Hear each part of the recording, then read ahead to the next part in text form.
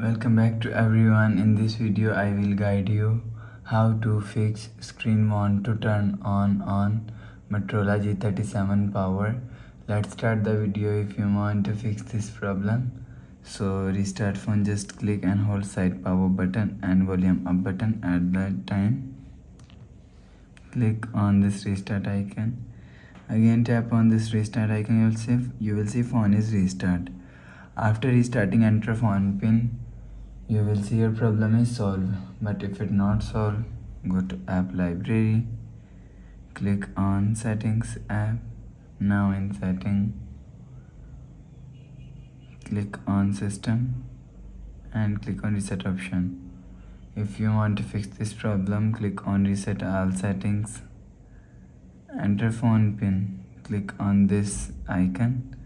After click on this icon, you will see your problem is solved.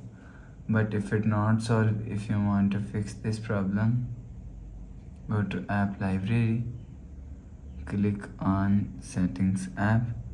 Now in setting, scroll down and click on system and click on reset option and click on factory reset and click on erase all data, enter phone pin, click on this icon. You will see your problem is solved.